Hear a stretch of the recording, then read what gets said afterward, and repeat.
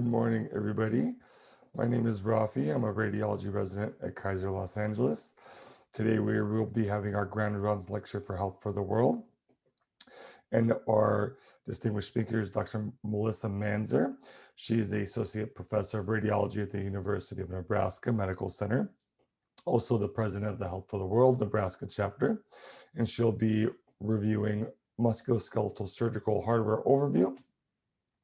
And we'll start off, she'll give our lecture. At the very end, we'll have a question and answer format section. Please enter your questions in the Q&A box, and we'll go over it at the very end. Nice to meet you, Dr. Manzer. Welcome this morning.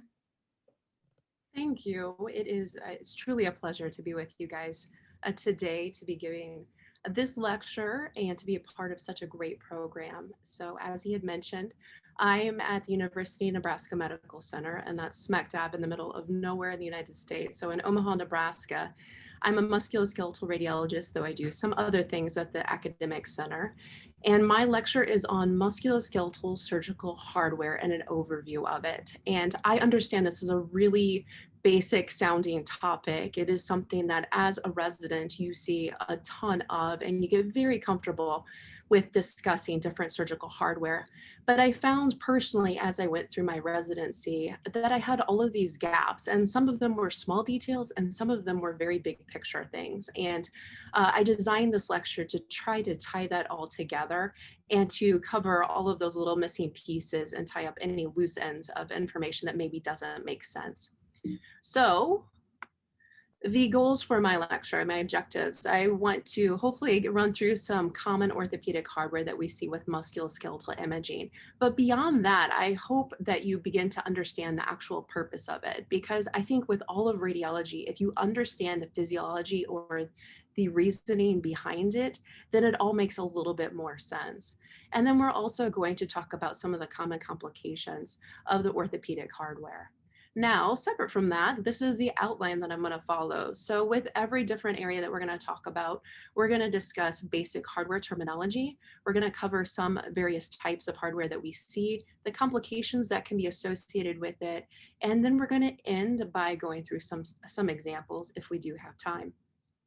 All right, so starting in the hardware category, the first big category of things that we're going to talk about are screws. And a screw is such a basic thing to think about. Everybody understands its purpose. It's to provide fixation. And typically you're going to be using it with other devices. So this is one of the most common types of screws that we see used within the musculoskeletal system, and it's called a cortical screw. So with most of these things, I'm going to show you a picture, like an actual live picture or a gross picture on the left-hand side, and then I'll show you what it looks like on an x-ray on the right-hand side. So that black arrow is going to be pointing to a cortical screw that you can see, though you can see there's a ton of hardware in that distal femur. So a cortical screw, the way that you can recognize it is because the entire thing is threaded, which means those curvy lines run the entire length of that screw. It's easy to recognize.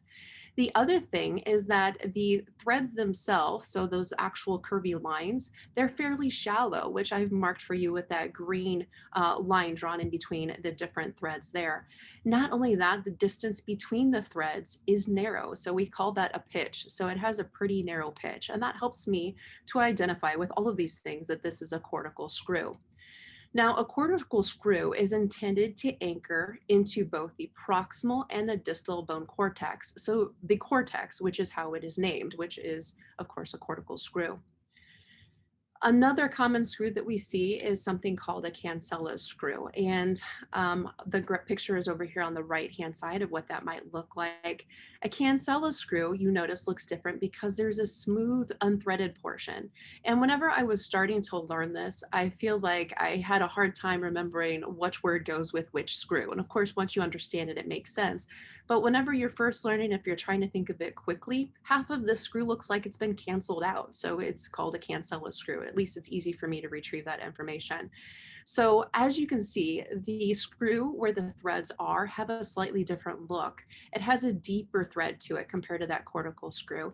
And then also the distance between the threads is wider than that cortical screw. So that also helps to distinguish that this is a different type of screw. Now, unlike the cortical screw, this cancellous screw is intended for soft medullary bone or cancellous bone, which is again how it's named. So it does make sense that it has that specific phrase. So a cannulated screw is another type of screw that we can come across, and it is going to be a screw that has a hollow shaft. You'll notice that the star is on the center of that screw, and there's a tube that runs the entire length of the screw. So these screws are placed using the Seldinger technique, which you guys remember from IR or maybe your prior days with medicine. The Seldinger technique is whenever you take some type of device, whether or not it is a rod or a wire or something else, and you put it into a space and you thread something on top of it. And the surgeons do this with this type of a screw. So because it has a tube, it is called a cannulated screw. Now, these screws are not intended to breach the articular surface. And in fact, if it comes close to that articular surface, then we worry that it's probably having some type of complication or it's settling too much or migrating too much. You certainly don't want it next to that articular surface, but you definitely don't want it going through the articular surface. So that is something that you can be looking for once you recognize this screw.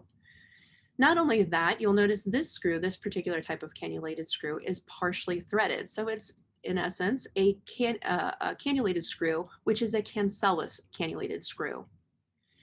On the other hand, we can have a screw that looks like this. And again, it has a nice hollow tube, just like what we saw before.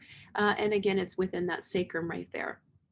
So this cannulated screw, again, has the hollow tube, but this time it is going to have threads that run the entire length of it. So this is more like that cortically based screw that we saw before. So this is a cortical cannulated screw. So again, the cannulated part just tells that it has a hollow interior to it, but it can be partially or fully threaded, and it should not breach an articular surface.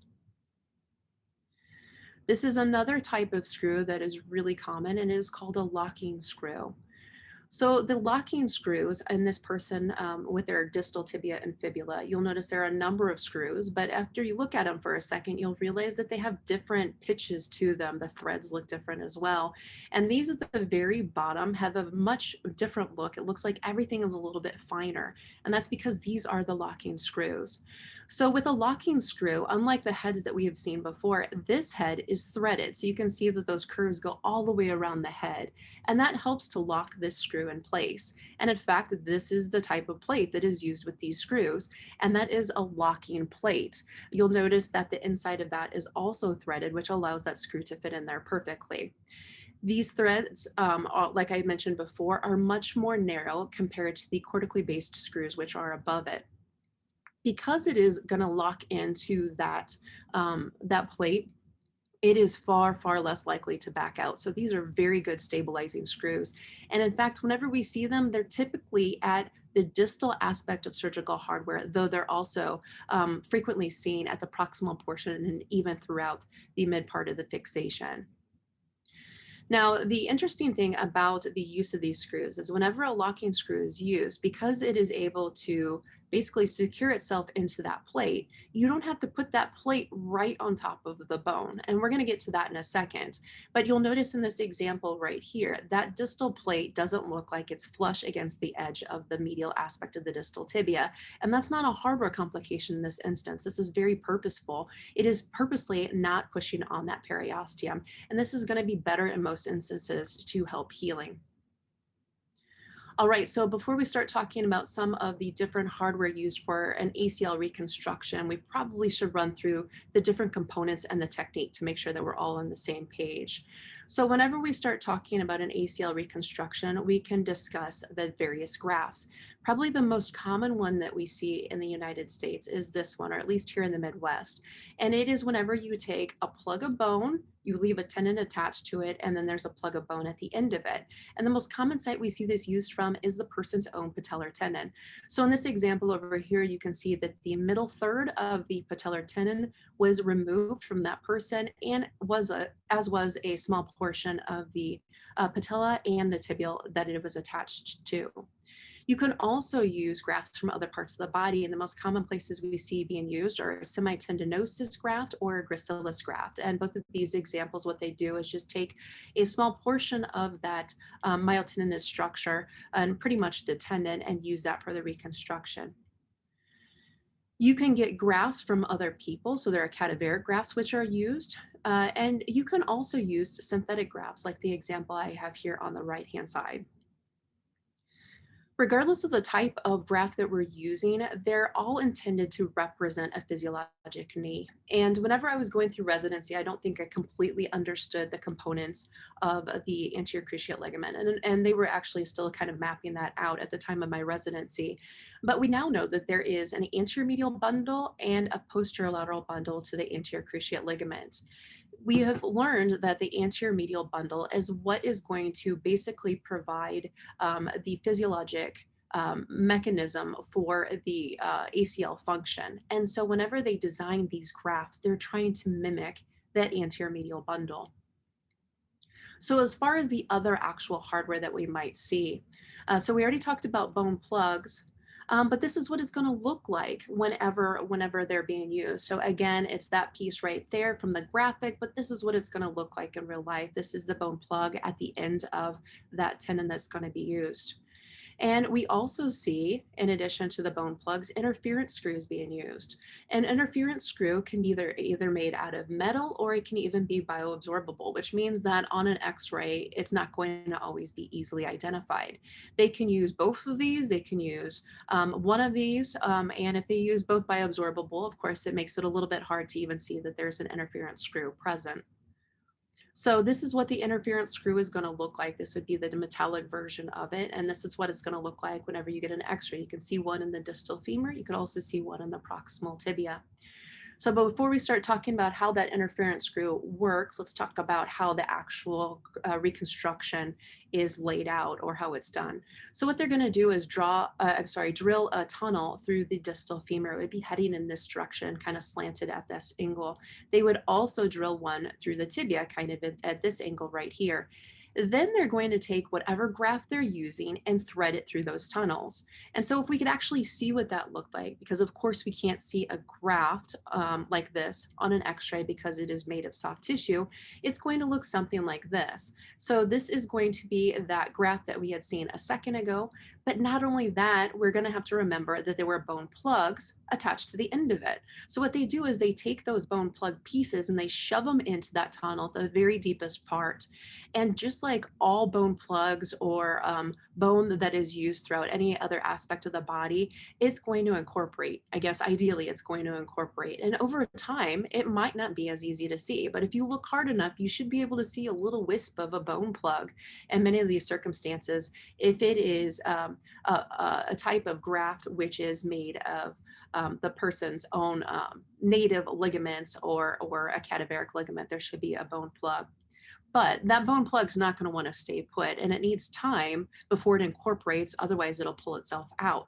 So what they do is now take these interference screws that we mentioned at the very beginning, and these screws are used essentially to just wedge everything in place. So they're not necessarily connecting to any part of the graft, but they are situated next to the graft and next to the bone plug to try to anchor it in place until it becomes incorporated and cemented in there.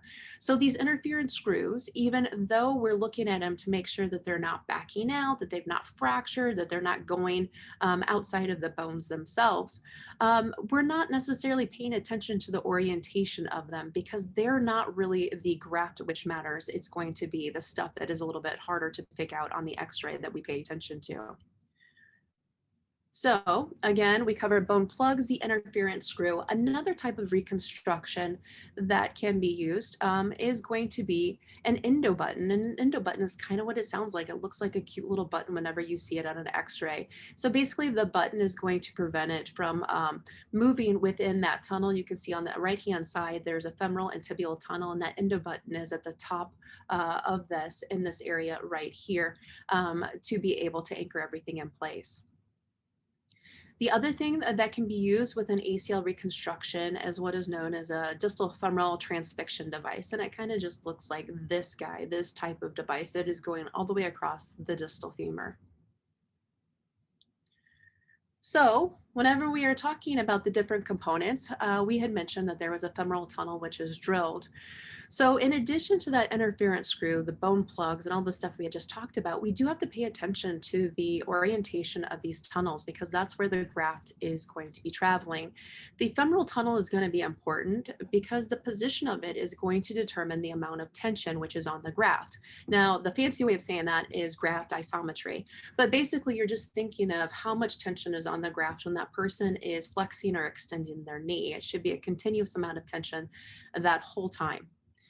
The tibial tunnel we had also talked about, the position of it is important in this case to prevent impingement because if it is not exactly at this angle or if it is too steep, too shallow, then that person can have issues with impingement and that impingement is going to occur within the intercondylar notch during flexion or extension of the knee.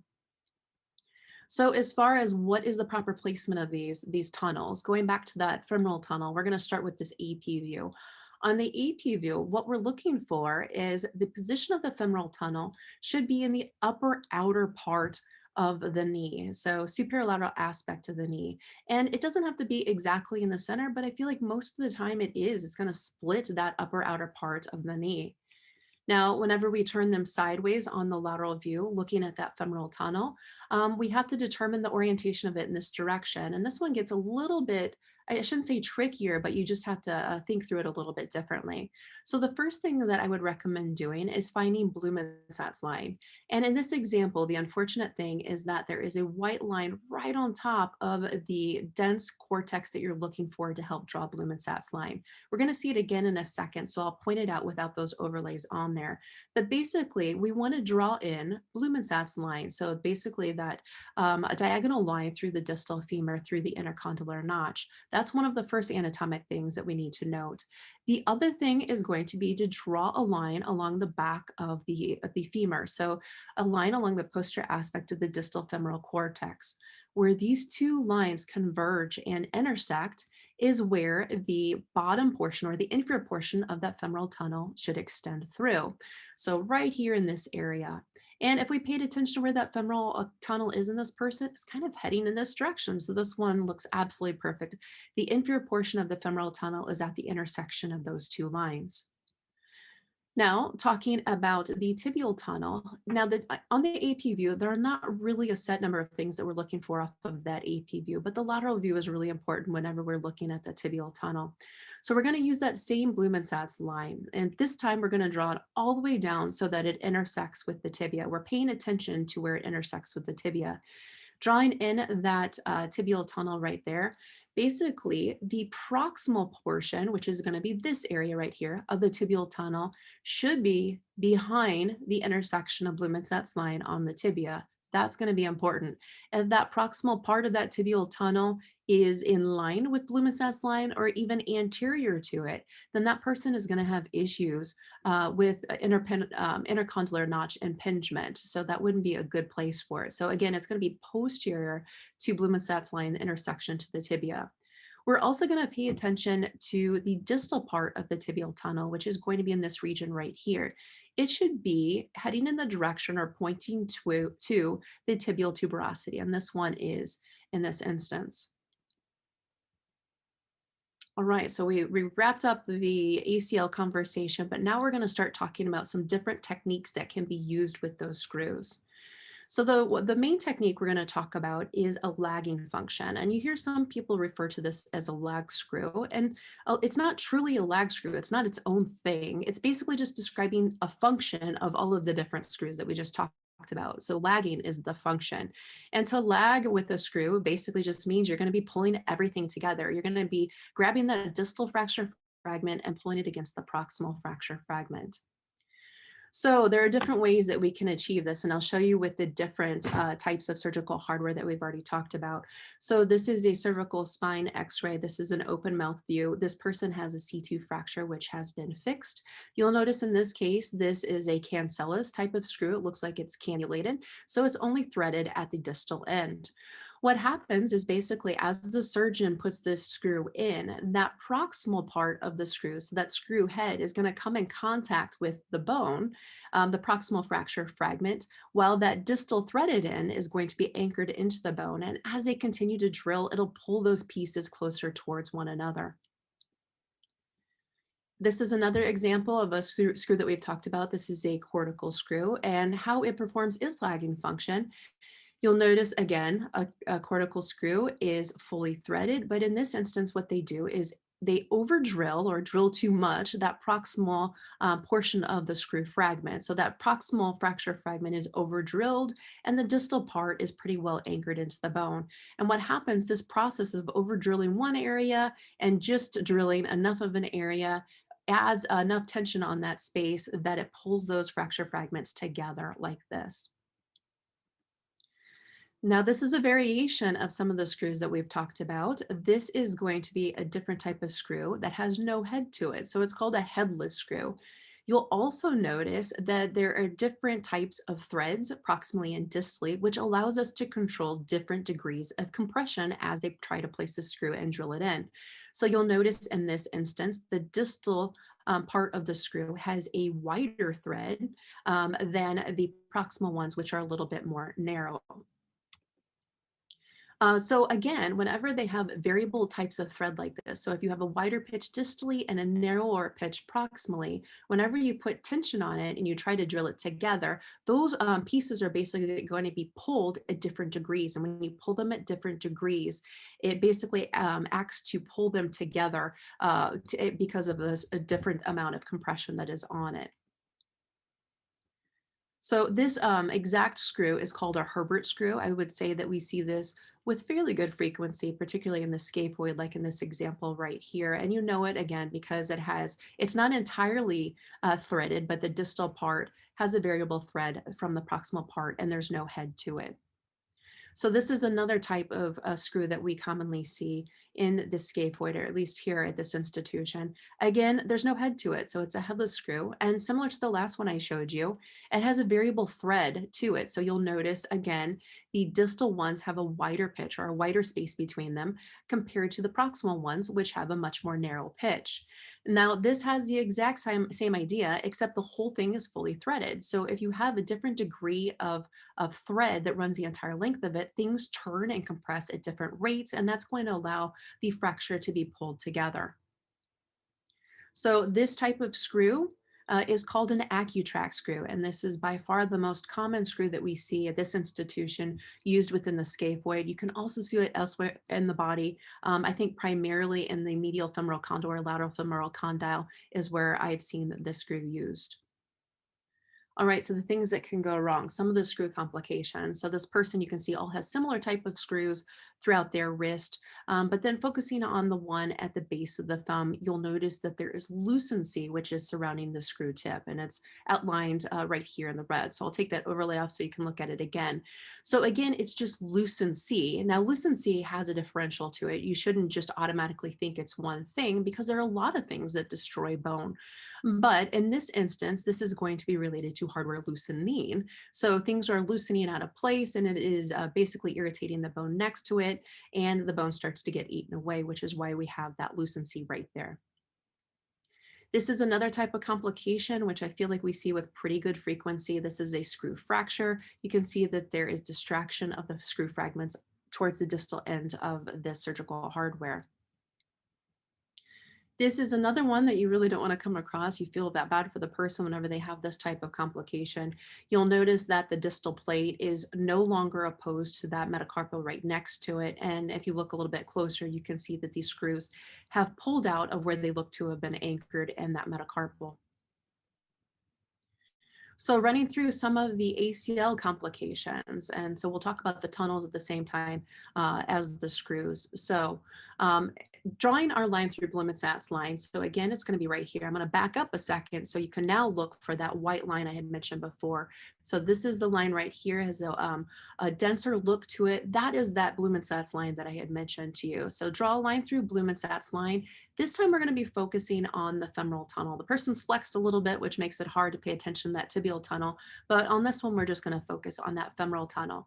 So again, if we're paying attention to that femoral tunnel, we're going to care about Blumenstadt's line, but then also we're going to drop a line down the back or the posterior aspect of the distal femur.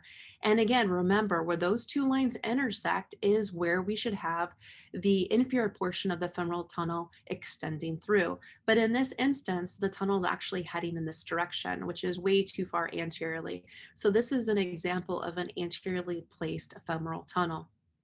On the other hand, if we're focusing on the tibia, this is another person with their lateral view of their knee. Again, this is Blumenstadt's line, so I'm going to back up just so you can see it visually. Unfortunately, they have a black line on top of it too, but you're looking for that dense line through that distal femur to orient you to Blumenstadt's line. Again, whenever we're paying attention to the tibia, we're looking for the intersection of Blumenstadt's line into the tibia. So if we envision where that tunnel is going to be, in this case, they kind of do black lines on here to help you visualize it. This would be our tibial tunnel. And remember that proximal part should be behind Blumenstadt's line, but unfortunately he's sitting anterior to Blumenstadt's line and it should be way back here. So this is someone who has too far of an anteriorly placed tibial tunnel. All right, we wrapped up the screw stuff. Now we're going to transition into the conversation about plates. And plates, I think everybody really understands the purpose of plates, but just to reiterate it, it's intended to apply pressure near a fracture site. While it does perform a little bit of stabilization, that's not really their intention. Basically, it's the pressure next to it to help promote the healing and stabilization in turn. So the plates are going to be helpful for people who have a significant amount of comminution. They're typically used in metaphyseal and articular surface fractures, and they're going to be used in patients who have osteoporotic or pathologic bone for one reason or another. The downside to using these bones is because they're up against the bone cortex, they might end up compromising healing. So what happens is that having it next to the bone is great because that induces healing, promotes healing with just the hyperemia and providing a little bit of stability. But if you have too much pressure, if you think about it, it makes sense. You put too much pressure on that periosteum, that's going to decrease the periosteal blood supply. That in turn is going to delay healing. So there's a fine balance between having enough pressure and too much pressure.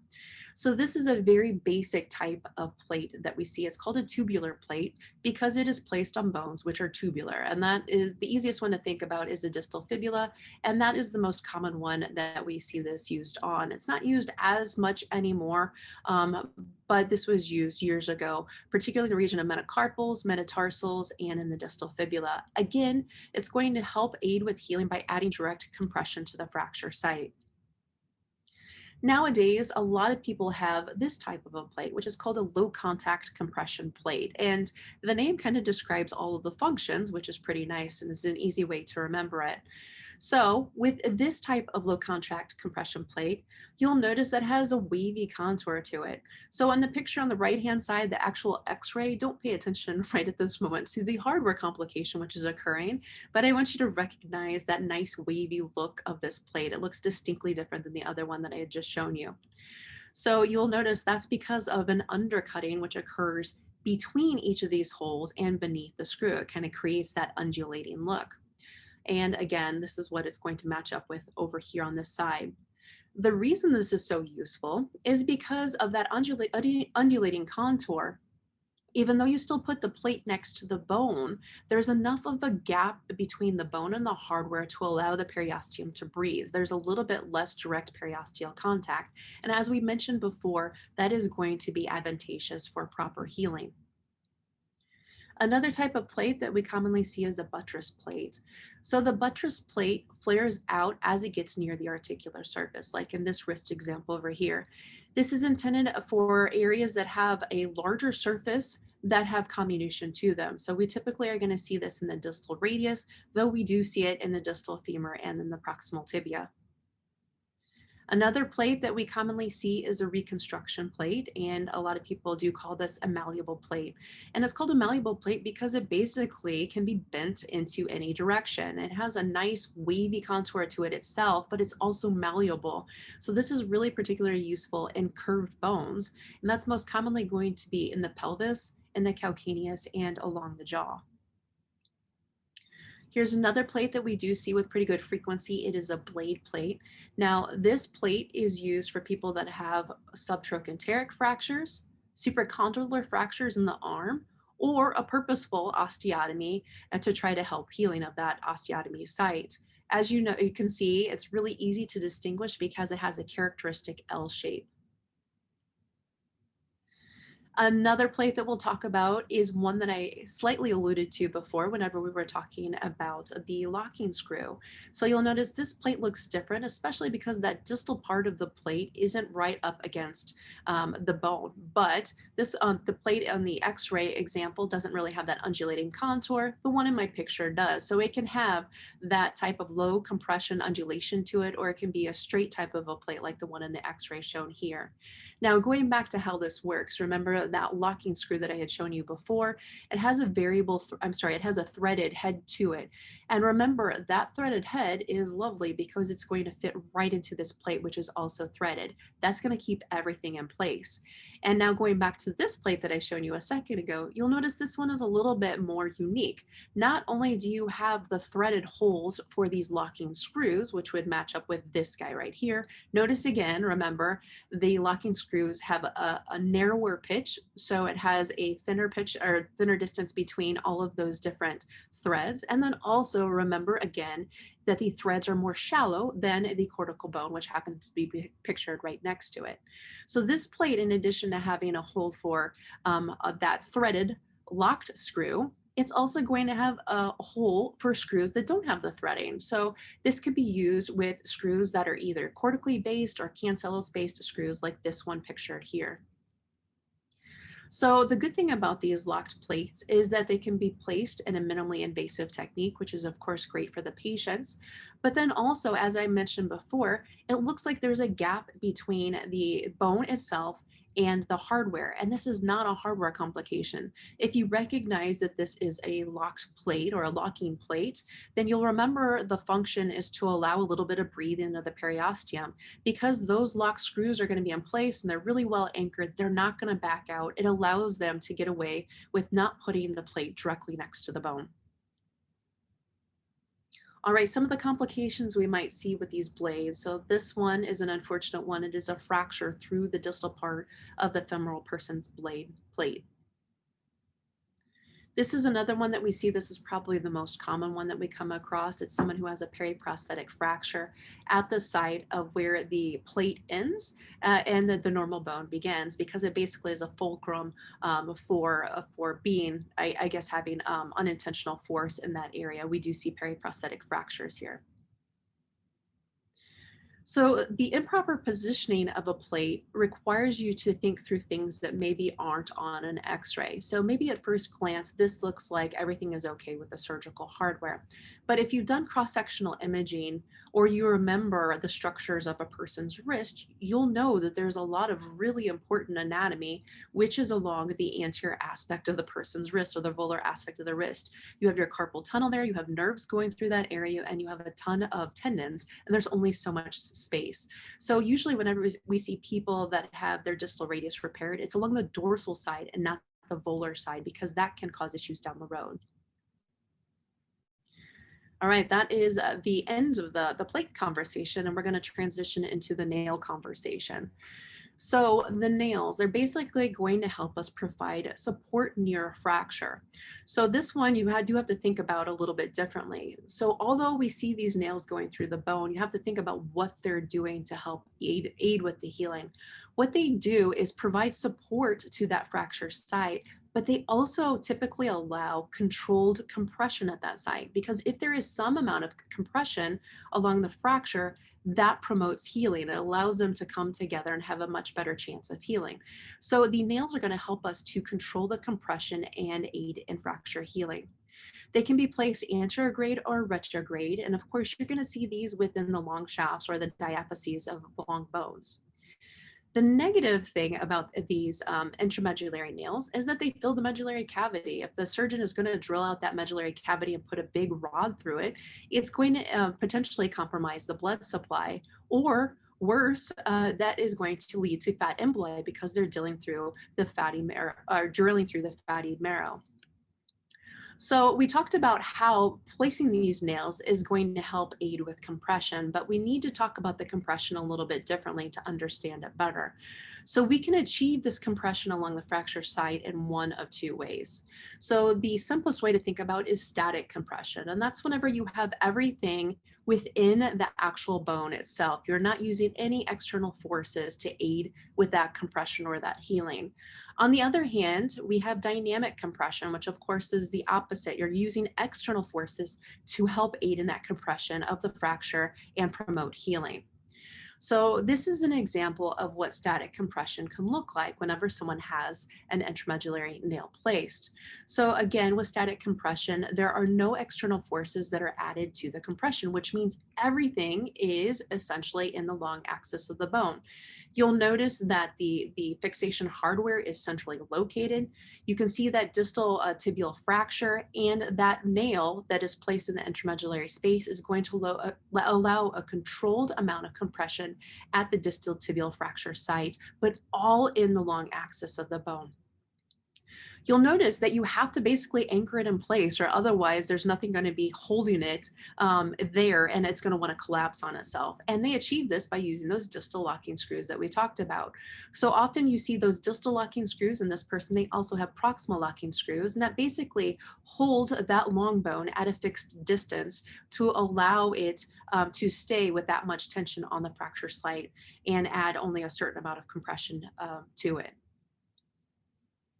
So dynamic compression is a little bit different. Remember, dynamic compression is we're using outside forces beyond the bone to help aid in the fracture healing. And this time we're going to use a plate to do this. So thinking through dynamic compression, yeah, we have that fracture of the distal femur, but we also have external forces in this instance that are going to affect how this fracture heals. We have to think about the gravity and the musculature of the patient. So in this leg, it's going to be the left leg, and the medial aspect of the leg is going to have more forces applied to it just because of gravity. That's good because it helps to compress that medial aspect of the femur and allow those fracture fragments to come together. But unfortunately, your muscles on the outside of your leg are much, much stronger than your inner ones. And so those lateral muscles are actually going to put tension on that side and want to pull that fracture fragment apart. And that's not going to work. It's never going to heal that way. So what the surgeon has to do is counteract that by adding a dynamic compression idea, which means to put the plate on the outside of the leg. And if it stabilizes the outside of the leg, it's going to counteract all of these forces and help to offset everything. And that way it provides a balanced type of compression at the site. So this is one way of using surgical hardware and gravity with your musculature to help aid in healing. Now, another thing that they can do to perform a dynamic compression type of healing is to use different surgical hardware or a different orthopedic technique. So you can see that there's a proximal femoral fracture right here. If we just put this screw in, then everything would kind of collapse on itself. We have gravity to think about, and gravity is going to, of course, in an upright person, make this collapse even more. And although collapse is good, you want it to be in a controlled way. This time, because we're trying to account for gravity affecting that femoral fracture, we still want it to heal and compress a little bit, but we want to do it in a controlled way. This is what we use instead. So this is a different type of hardware. This is basically a dynamic compression plate, which allows telescoping of that screw in a controlled way into this plate to help allow for controlled compression and healing. All right, so running through the actual looks of some of these nails, I think you guys are very familiar with what they look like. Some people do call these rods, but they're technically, because of their size, they're a little bit bigger and they're called a nail. So this is an intramedullary nail. Again, it's going to fill the narrowest part of the medullary space. And as I had mentioned before, they typically have at least distal locking screws, if not proximal locking screws as well. Here's another type of nail which is used. This is in a more pediatric population where we commonly see this. There's this called an ender nail. Multiple nails can be used because they are smaller in caliber, and that is going to allow the bone to be anchored both proximally and distally through the cortex, and adds a layer of rotational stability to the fracture site. Another type of nail that you might come across is a trochanteric fixation nail. So this is going to be useful in someone who has had a subtrochanteric or intratrochanteric fracture. Again, it's used in combination with a screw in this case, but basically the entire femur doesn't have a nail going through it, just the proximal portion of it. You can also see this called a gamma nail or a Zekel nail.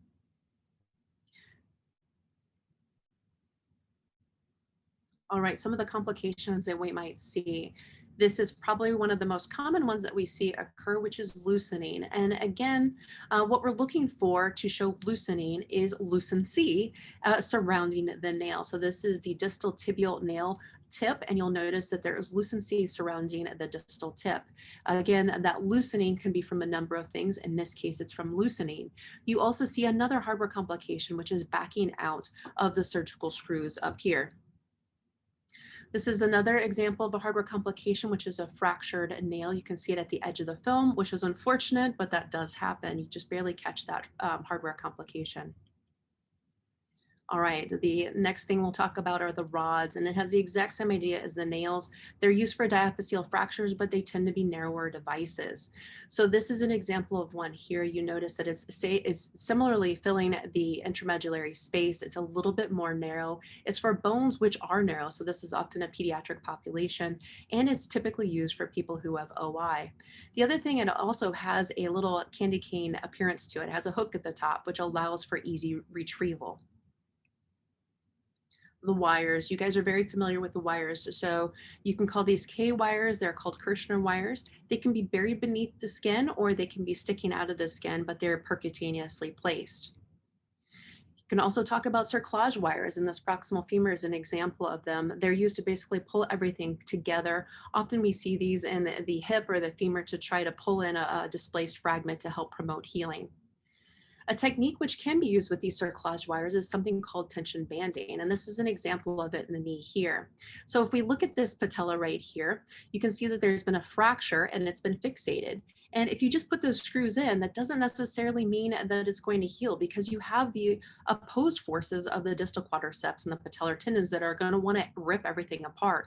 So what they do is basically put the cerclage wires on with those screws to help pull everything together and prevent that distraction. Now, the exact same technique is used in the elbow. You can see there's cerclage wires in the proximal ulna in this person. You can see the fracture of the proximal ulna. If the screw was just in there by itself, unfortunately, the triceps tendon would pull everything apart. And instead, there is the use of the cerclage wire, which helps to pull everything together. External fixators, you guys are familiar with external fixtures probably. They're going to be used to stabilize osteotomies, but they can also be used in lengthening procedures, bone transfers, people who have had trauma or open fractures. And what you can also see them used in are people who have deficient bone or infection, and they're trying to wait for everything to quiet down before they go in and put a permanent repair on that area. So this is just a unilateral, so it's only in one plane, a unilateral external fixator. You can see of the hand right there stabilizing that first metacarpal. This is an example of a ring external fixator, and this is also sometimes called, an example of it would be called an Elizarov device. So an Elizarov device, for example, would be used in a limb lengthening procedure. I mentioned that you can use the external fixators for a number of things, but sometimes people need to lengthen their limb for whatever reason. And so this fixator is going to help with that. Basically, the surgeon does a corticectomy of the bone, but leaves that periosteum intact. And daily, they're going to just slightly pull those bone fragments apart and allow for new bone to form. If you do that slowly enough, it actually fills in that space and allows you to lengthen the bone. And they usually take a picture of it every week or so just to see that there's no hardware complication, that things are actually maturing and new bone is forming. Some complications that we might see, this is probably the biggest one to remember, because it extends through the skin surface and into the bone, is going to be a direct pathway for infection. So do make sure that there is not lucency surrounding the distal part. In this instance, it's not going to be because of loosening, though it is loosened, it's going to be because of infection. And although it's really hard sometimes to know the difference of just x-rays, whenever you see periosteorection, you need to be a little bit suspicious that there's something going on there beyond just loosening. All right, the osteotomies we'll talk about very briefly. So this is an example of one of the osteotomies that we see. It's called a varus derotational osteotomy. This is going to be used in someone who has hip dysplasia with hip subluxation. And what this is intended to do is basically cut out a part of the femur, reorient that proximal femur, and whenever you change the direction of the proximal femur, it ends up providing more acetabular coverage. So it looks something like this. And on an x-ray, it's going to look like this. This is someone who has hip dysplasia. Their hip is laterally subluxed. You'll notice that there's uncovering of the femoral head. But whenever we go ahead and take a wedge out of the proximal femur and then fix it into place, now the angle of it has turned and we have more coverage of that femoral head. This is another osteotomy that we see. We see this very commonly here. We have a surgeon who does a number of these, and it's a periacetabular osteotomy. This is also used in someone who has hip dysplasia, and it also improves the acetabular coverage. But this time we're reconstructing the acetabulum. So you can see we've broken off a portion of the acetabulum. We're basically going to turn it and fix it in place to provide more acetabular coverage. This is what it's going to look like being performed. So this is someone who has hip dysplasia, again, with uncoverage of the femoral head. This is whenever you break off that acetabulum and kind of turn it and tack it down into place to provide a little bit more acetabular coverage. Sometimes they go in and remove the hardware, other times they leave it in. You'll notice that there's less uncovered portion of the femoral head in this instance. All right, my final orthopedic section to talk about is going to be on the arthroplasties. So the arthroplasty is a very basic terminology that I find people tripping over. So simplistically speaking, a total joint replacement, so whenever we say total hip arthroplasty, what we're saying is both sides of the joint are replaced. If you only replace one side of the joint, then we call it a hemiarthroplasty, which makes sense, right? Half of the joint is being replaced in that instance. We can also do resurfacing arthroplasties. That means that the bones stay, but the articular surface is what's going to be replaced. So starting with the shoulders first, sometimes you see them get, surgeons get preoperative imaging on their patients, and they're looking for very specific things because that's going to dictate what type of arthroplasty they're going to use. They care about whether or not the person's rotator cuff is functional and intact. They're also looking to see whether or not the glenohumeral joint is lined up properly, and they're looking to see whether or not that glenoid is deficient or remodeled, because that also determines the type of hardware they're put in. So these are the four different types of arthroplasties we commonly see: a total shoulder arthroplasty, a reverse total shoulder arthroplasty, a shoulder hemiarthroplasty, and a humeral head resurfacing. And we're not going to talk about this one because it's rarely used and probably beyond the scope of this lecture. So we'll focus on these three. So the first one we're going to talk about is the total shoulder arthroplasty. It's very, very common for us to see it. So the people who get these are, of course, your degenerative people, people who have inflammatory arthropathies or Charcot arthropathies. So some type of arthritis for any reason. In order for them to get a total shoulder arthroplasty, this requires the rotator cuff to be intact. It requires that normal motion of being able to lift up or abduct your arm on your own. The design of it is pretty simple. You have a humeral component, which is made of metal, and you also have a glenoid component. And I feel like that glenoid component is a little bit hard to see initially, but what you're looking for is an altered glenoid articular contour to it to know that that glenoid component is there. The other thing is that you usually have a gap, and that gap is not because of a space, but it's because it's lined with polyethylene. And polyethylene you're not going to be able to see on an x-ray. So that polyethylene space should be symmetric all the way throughout. And not only that, you might also see these little pegs. Now there's typically one peg that has a radiopaque marker in it, and it's usually in the center. So in this case, that helps me to easily identify that this is a total shoulder arthroplasty, meaning both sides of the joint were replaced. A reverse one, again, both sides of the joint were replaced, but it looks entirely different. These are going to be good for people who have those full thickness rotator cuff tears, or maybe part of their bone has been cut out and they need to have their shoulder reconstructed, or they've failed a total shoulder arthroplasty or had severe fractures involving the proximal humerus. They don't tend to put these in unless they need to. But in order for these to be put in, they need an intact deltoid. So because you don't need the rotator cuff to use this type of apparatus, you have to rely on other musculature to perform that function. And the deltoid is what does that. That allows the person to abduct their shoulder. However, if you don't have the deltoid, it's not going to work well. So that's an important feature before they should get a reverse arthroplasty, that the deltoid be intact. So the design of it looks a little bit complicated, but it's not too hard. So this is what it looks like distracted. And whenever we put those pieces together, it looks something like this. This is what it's going to look like on an x-ray. So as with anything, we have a humeral component and it has a cup shape to it. And of course that stem, which extends into the humerus. The other thing that it has is this structure right here, which is called a glenosphere. And that glenosphere is a metal ball. That metal ball is going to be sitting on top of this structure right here, which is the metaglean. Now that metaglean is what's going to anchor it and secure it into the glenoid. And then something which is a little bit harder to see, but we just talked about, is the space between these structures, and it's the polyethylene insert. That's going to be the space between the cup and the glenosphere. It's made of polyethylene material. The next arthroplasty to talk about is a shoulder hemiarthroplasty. The people who get this typically have no degenerative changes or less severe degenerative changes, but maybe they've had trauma or something happened to their proximal humerus. Typically, these are people that have severe proximal humeral fractures. So they cut off the humeral head or the proximal part of it and put in the replacement, but just in the humerus side. So again, as far as the design setup for it, it's just this humeral component, and it's typically going to be made of metal. So the complications that we see with these arthroplasties. So I feel like this is a very common thing. It's about 40% of patients are going to have lucency surrounding their glenoid, and it is often because of leucine. However, there's a lot of studies that have looked at this, and I've actually participated in one of them, that even though you might have lucency surrounding the components of that glenoid, it doesn't necessarily mean it is failing or that is functionally going to be an issue. So a lot of times we just watch it and comment on it, but you can see that gap between that glenoid component and the native bone next to it.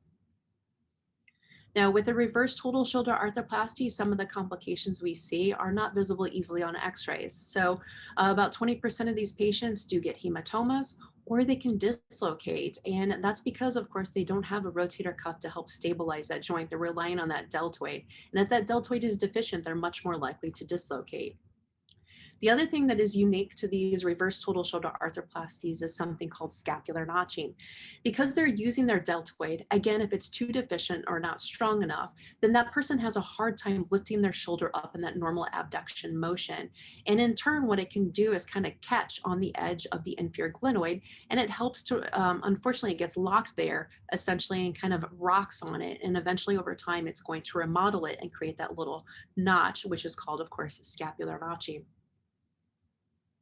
Moving on to the next section of arthroplasty stuff, which is going to be in the hips.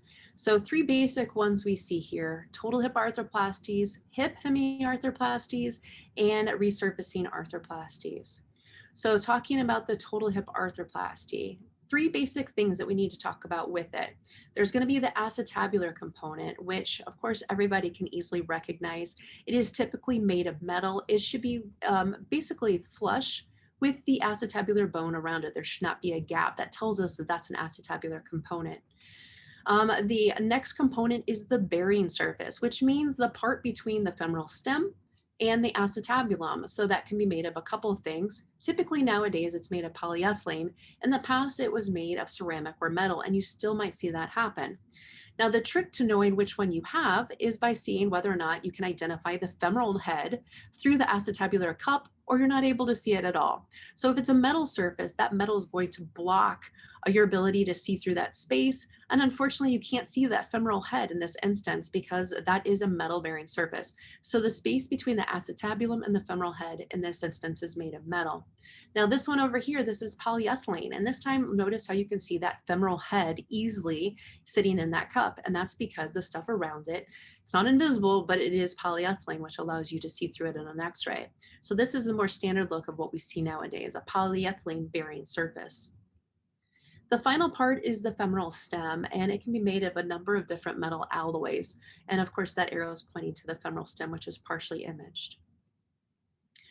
How it's put in. So how do you keep things in place? So whenever we're talking about the total hip arthroplasties or any type of arthroplasties, you can use cement, and that cement is easy to recognize because it's dense. It has a dense look if it's made of bone, and it's usually typically at the space between the hardware and the person's native bone. they often can use something called a bone plug. And it's the exact same idea that we talked about with the ACL. It basically is going to stop that space from having any settling and promote healing. This one is really hard to see, but if you look at these enough, you'll start to see these little blocks of bone within the intramedullary space, typically at the edge of the prosthesis or at the end of the prosthesis. So at this institution, we typically use cementless fixation. And what that means is you're not putting cement in to help secure everything. You're just basically pressing it in there. And that's what it's called. It's called press fitting. So what they do is they oversize that component that's going in for the cavity it's being placed into. In this instance, this is a press fit acetabular component, which is basically just shoved in there. It's a little bit too big for that site. But because of that, it allows a certain amount of growing on the bone or growing and incorporating into the bone. This is also press fit involving that proximal femur. Notice that there's no cement in this instance. It's basically a little bit too big for the space, and that allows it to incorporate pretty easily and latch onto the bone around it. The other thing that we can do is use the use of screws that we had mentioned before, and that's going to help provide some stabilization. So normal things that you might see with these total hip arthroplasties, everybody can have a little bit of periprosthetic lucency, and that doesn't mean that's abnormal. But when it's going to occur, it's going to occur on that proximal lateral portion of the stem. And what this is it's not truly a gap, even though it looks like it on the x-ray. It's basically a fibrous membrane which has formed, and it still is stable, but it's fibrous, and you're not going to be able to see it easily. The important thing is that it shouldn't change over time. It should be less than 2 millimeters, and it shouldn't continue to increase. If it does or becomes irregular, then you start worrying about something else going on. Another thing that we commonly see, which is okay, is something called stress shielding. And that's because you've replaced the joint and things redistribute with their loading. And that's going to lead to bone resorption. So with this person right here with their hip replacement, particularly if you don't use cement, this is really, really common. What it is basically this gap up here in the superior medial aspect of the femur between the native femur and the bone next to it. This is going to occur really early on after the person's hip has been replaced. Basically, that bone is going to resorb because it's not being used, and that's okay. It's not a sign of a complication. That's just called stress shielding. A good thing that you can actually see on these x-rays is something called a spot weld, and it's exactly what it sounds like. It's basically this bone growth which occurs from the endosteal bone to the prosthesis. And although it's a little bit hard to see on this x-ray, this suggests that the bone is growing onto the prosthesis really, really well, and it's incorporating. This is a strong indicator for stability. So pointing it out on this x-ray right here, you can see this white band that's just stretching from the endosteal bone all the way to the prosthesis. And same thing on this lateral side. This is another spot weld over here. Again, that's a good sign. With your hip hemiarthroplasty, some of the things that we're looking at.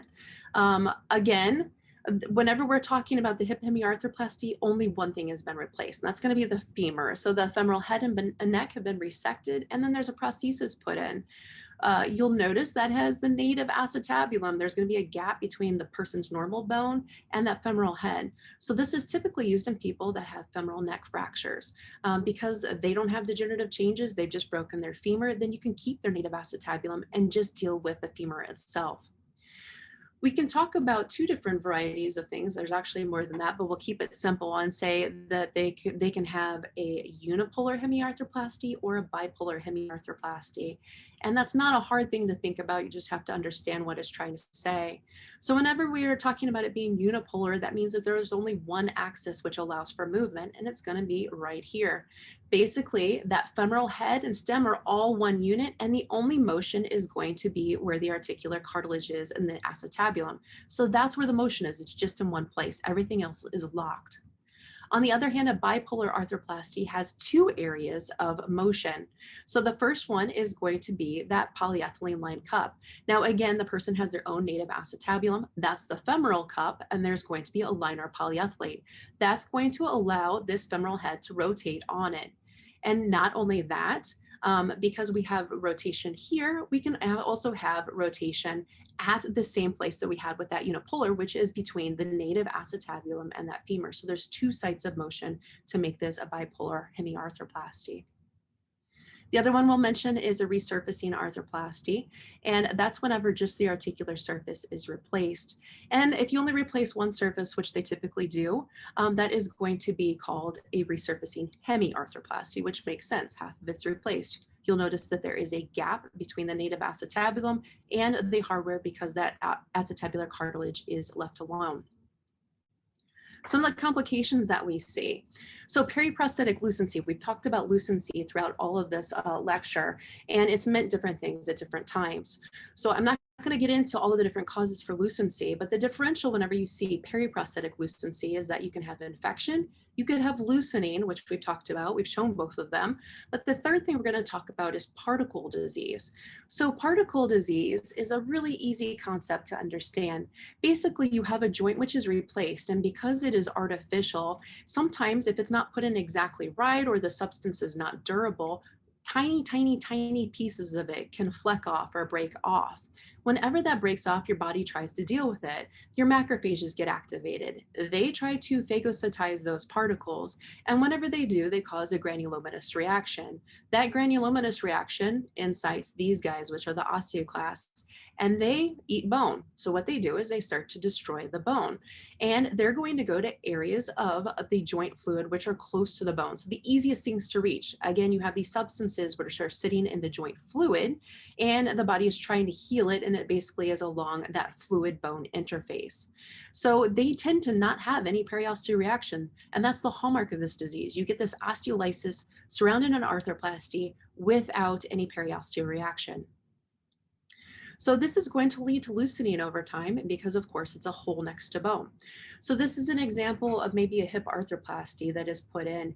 You'll notice that there is asymmetric wear of the bearing portion, which is going to be polyethylene in most instances. So it's asymmetric sitting in that space. That femoral head is decentered superiorly and laterally. All of those little particles have to go somewhere, and whenever they do, they get phagocytized. And whenever they get phagocytized, of course, your body is going to try to fight that. It's going to induce the osteoclasts, and they're going to go to bare areas where there's joint fluid next to the bone. That's going to cause that osteolysis that you see. This is what it's going to actually look like on an x-ray. So these are all of the features that we just mentioned. You don't have to have all of them, but you're looking for all of them on all of the replacements that you identify. So in this instance, this is a total hip arthroplasty. You'll notice that it has a polyethylene bearing surface because you can see that femoral head very easily. You can also see the femoral head is not centrally positioned within that acetabular component. It is asymmetric. And that tells me that that polyethylene has to go somewhere.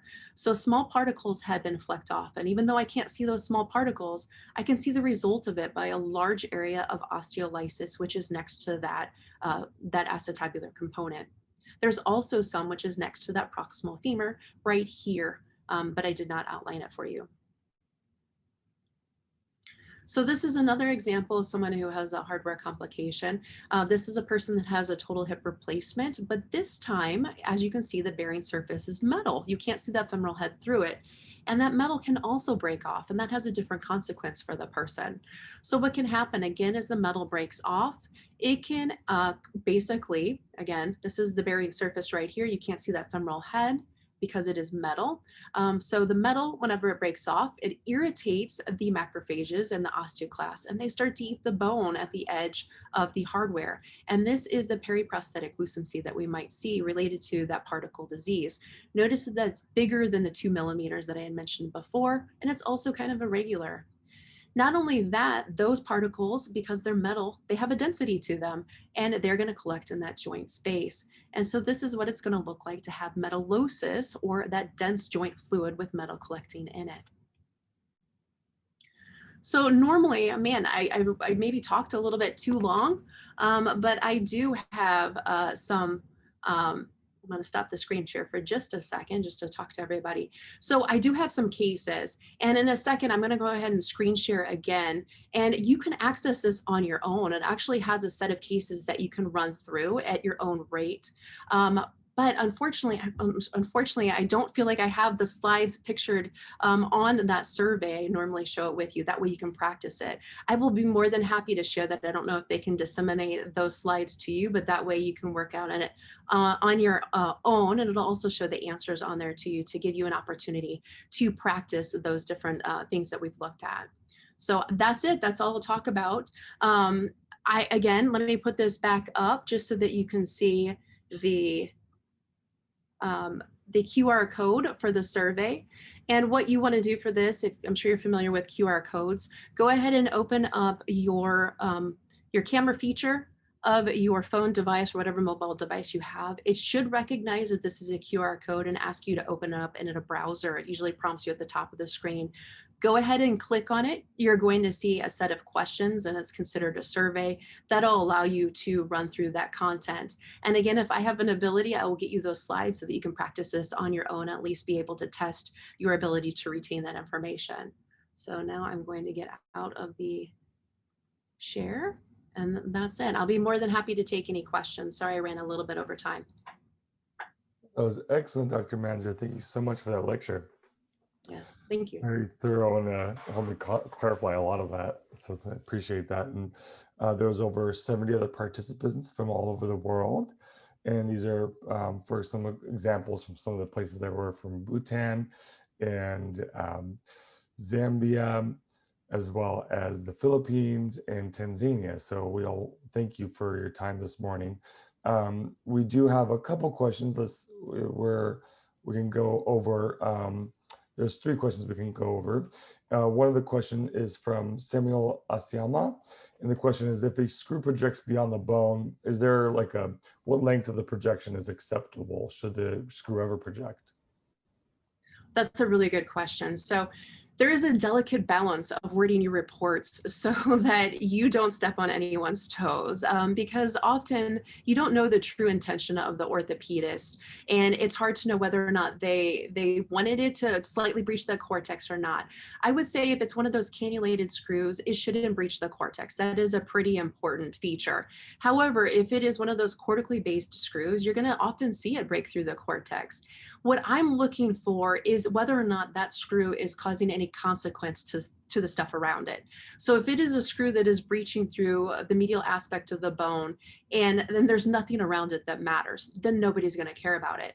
But if it extends into a joint space, then that is going to have pretty significant consequences. It's going to cause premature degenerative changes of that space. It's going to affect the articular cartilage. Of course, it's going to be a pain generator because it's going to be pushing on the bone around it. So those are the things I'm paying attention to. And if I'm going to report it, I definitely do talk about it in that instance. I would talk about how far beyond the screw it is, how far beyond the cortex it's projected, what's it extending into, and what it's doing to the stuff around it. It's a great question. Excellent. This is Ernesto Javier de la Espinoza. They're saying excellent presentation, and they have a question of what is the frequency of fat embolism in patients with fractures in your hospital, and if it occurs before or after treatment? Oh, that's a good question. And man, I would love to know that answer. I don't know the exact number for it because as you know, as a radiologist, we're not seeing the clinical end as often. And if it does occur, it is occurring on the clinical side where there's not really imaging that is going to come out of it. So I would say it's probably less frequent. I can't tell you if I've ever even heard someone bringing it up at our institution in particular. We have a really good relationship with our orthopedist. They would have probably told us, had we not recognized something, but it is just unfortunately an effect of their surgery. And I think it's something that they manage on their end. I don't think it happens with great frequency, but of course, in a young person that it happens to, it can be catastrophic whenever it does. Another question is, could you address the issue of potential patient allergy to metal? Oh man, I do breast imaging too, and I feel like this conversation probably comes up more in that realm because people are always worried about what type of clip we're using and what it's made out of. And so typically, So that's a very complicated conversation. I had mentioned that the bearing surface has been changed over time. And what they've realized is that different types of material are better off in a person's body, particularly in the joint. And particular types of materials are more durable. And so no arthroplasty is going to be able to replace your normal joint, but you want to have a good run of length of time with them before they fail. And just because they're not natural, they do tend to fail. So some of those different metals which are used are typically going to be the more inert ones whenever they're buried in the bone. But nowadays, the bearing surfaces are not going to be metal because we're trying to avoid the likelihood of those particles being shut off. And they end up causing other issues too. I didn't get into it, but that metal collecting in the joint space that leads to metallosis, and that can lead to a number of other problems. It can collect in your lymph nodes and other places too. So that's a great question. So we have one more question, if that's okay. Would you please talk a little bit about screws, wires, and complications on specifically MRI?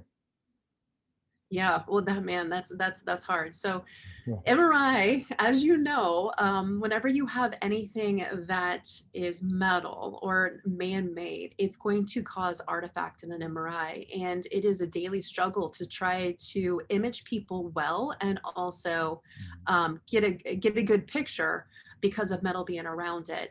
And of course, there are a number of different techniques you can use to help avoid the artifact related to a lot of these man-made products or the metal products like wires.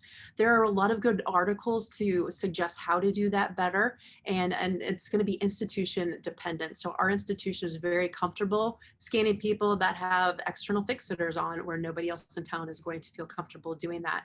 So it depends on whether or not your institution can do it, whether or not you'll even see people get imaged with it. So I would say whenever you have these people get their hardware, you would want to use metal reduction techniques. This is going to be most common in places like the hip, where we're looking for that very thing that I showed you, which is particle disease. You're looking for that osteolysis.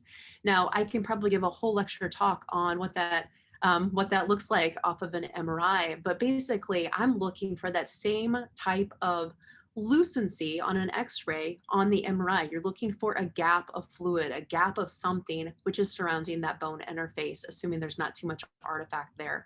You're also looking for the complications related for the heart, which is stuff stretched out of the bone? Is that graft completely disrupted? Is the screw no longer in the joint? Those are all of the things that I'm paying attention to off of an MRI, though it's much more challenging.